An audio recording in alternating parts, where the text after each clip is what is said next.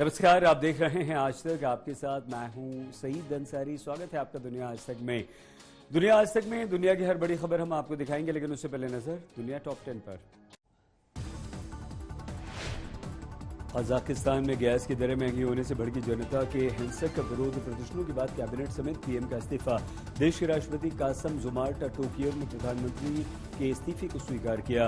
देश के सबसे बड़े शहर अलमाटी और पश्चिमी मानगिस्ताओं में 2 हफ्ते के आपातकाल की घोषणा की।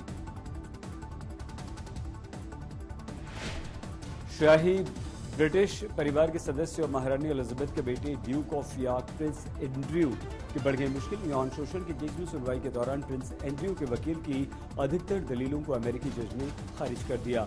वर्जीनिया ज्यूफ्रे नाम की महिला ने लगाया है प्रिंस एंड्रयू पर यौन शोषण का आरोप। संयुक्त राष्ट्र सुरक्षा परिषद में 2022-23 के कार्यकाल के लिए गैर स्थायी सदस्यों के तौर पर अल्बानिया, ब्राजील, गैबोन, घाना और यूएई ने औपचारिक रूप से कार्यभार संभाला। अल्बानिया को पहली बार चुना गया काउंसिल का सदस्य, जबकि ब्राजील 11वीं बार चुना गया। इटली की संसद ने राष्ट्रपति चुनाव का ऐलान किया। 24 जनवरी को नए राष्ट्रपति के लिए इटली में मतदान होगा। कोरोना के चलते 2 हफ्ते तक सीमित संख्या के बीच मतदान होगा। इटली में 7 साल बाद राष्ट्रपति पद के लिए चुनाव होता है। अमेरिका में कोरोना विस्फोट। एक दिन में अब तक के सबसे अधिक 10 लाख संक्रमित मिले। स्वास्थ्य विभाग ने बताया रिकॉर्ड बढ़ोतरी के पीछे 95% ओमिक्रॉन केसेस। अमेरिका में अब तक दर्ज हो चुके हैं कोरोना के 5 करोड़ 80 लाख मामले।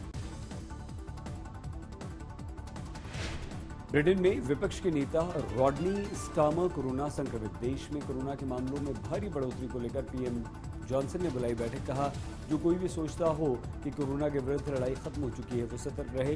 ब्रिटेन में पिछले 24 घंटों में दर्ज हुए 2,18,000 से ज्यादा मामले।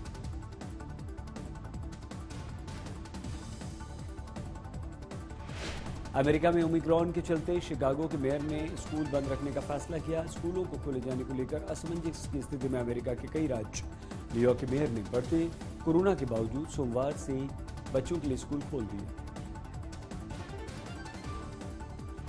क्रूज शिपों में हो रहे कोरोना विस्फोट की दहशत के बीच हांगकांग में क्रूज पर सवार हजारों यात्रियों की जांच हुई। शिप में यात्रा करने वाले यात्रियों में ओमिक्रॉन की आशंका। 9 यात्रियों के करीबी लोग हो चुके हैं पॉजिटिव। ऑस्ट्रेलिया के पीएम स्कॉट मॉरिसन ने टेनिस स्टार नोवाक जोकोविच को ऑस्ट्रेलियन ओपन में हिस्सा लेने से पहले वैक्सीनेशन स्टेटस देने के निर्देश दिए। कहा अगर जोकोविच को वैक्सीनेशन स्टेटस नहीं बताना तो घर जाएं।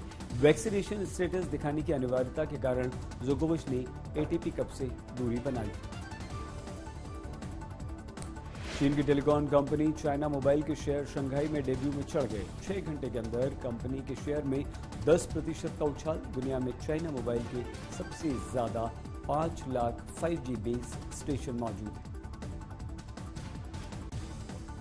चीन में बीजिंग विंटर ओलंपिक्स को बस 1 महीना बाकी है। ऐसे में राष्ट्रपति ने बीजिंग के ट्रेनिंग बेस और ओलंपिक विलेज का दौरा किया। शी जिनपिंग ने खेलों की सफलता के लिए खिलाड़ियों और कर्मचारियों को प्रोत्साहित किया।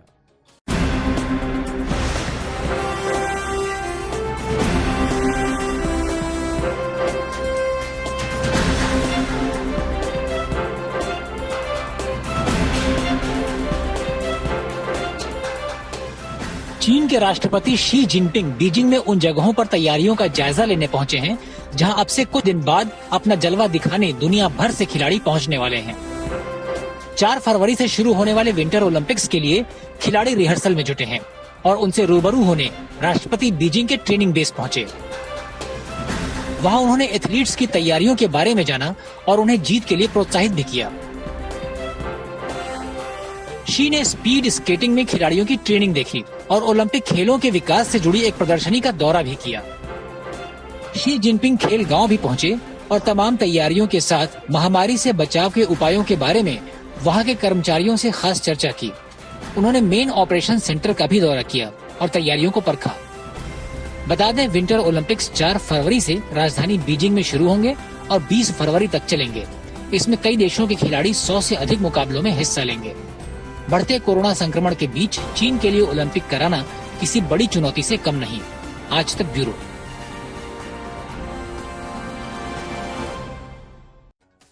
मध्य एशियाई देश कजाकिस्तान में नए साल की शुरुआत बड़ी हलचल के साथ हुई। यहां ईंधन की कीमतें बढ़ाने के चलते देश भर में जबरदस्त हंगामे के बाद सरकार ने इस्तीफा दे दिया। हालांकि कैबिनेट के इस्तीफा देने के बाद भी बुधवार को हंगामा जारी रहा।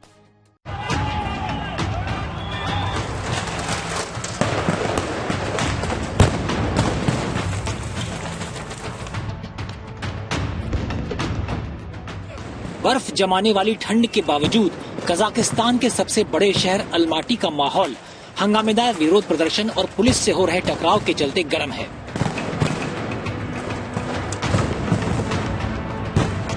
दरअसल नया साल शुरू होते ही सरकार ने एलपीजी पर से मूल्य नियंत्रण हटा लिया, जिससे ईंधन की कीमतें लगभग दोगुनी हो गई और लोग भड़क गए। कजाकिस्तान तेल उत्पादक देश है और बहुत से कजाकों ने कम लागत के कारण अपनी कारों में एलपीजी किट लगवा रखी है। यही वजह है कि सरकार के फैसले के बाद देश में जबरदस्त विरोध और रैलियां शुरू हो गईं। अलमाटी के मुख्य चौक से सैकड़ों प्रदर्शनकारियों को खदेड़ने के लिए मंगलवार की देर रात पुलिस ने आंसू गैस के गोले छोड़े और हथगोलों का इस्तेमाल किया। जैसे ही विरोध अलमाटी और कजाकिस्तान की राजधानी नूर सुल्तान में फैल गया, सरकार ने इस्तीफा दे दिया। राष्ट्रपति कासिम जोमार्ट टोकायेव ने इस्तीफा स्वीकार कर अलमाटी में आपातकाल की स्थिति घोषित कर दी और रात भर का कर्फ्यू लगा दिया। लेकिन आंतरिक मंत्रालय के मुताबिक अलमाटी के अलावा दक्षिणी शहरों श्यामकेंट और तराज में मंगलवार की रात भर सरकारी इमारतों पर हमला किया गया, जिसमें करीब 100 पुलिस वाले झड़पों में घायल हो गए और 200 से ज्यादा लोगों को हिरासत में लिया गया।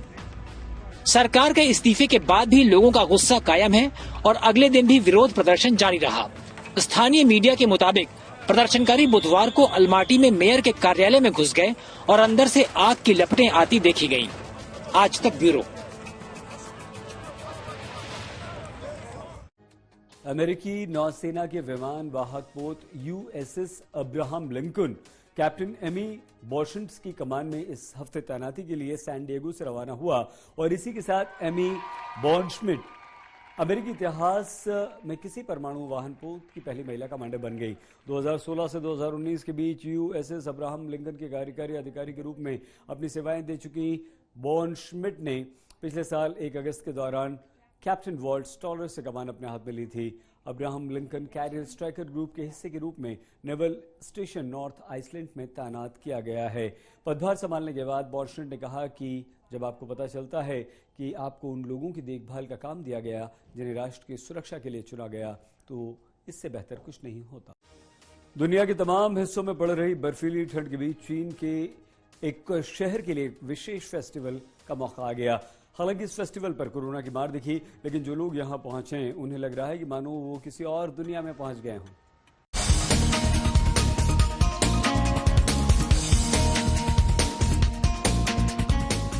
चीन का हार्बिन शहर दुनिया भर में जिस फेस्टिवल के लिए मशहूर है वो शुरू हो चुका है।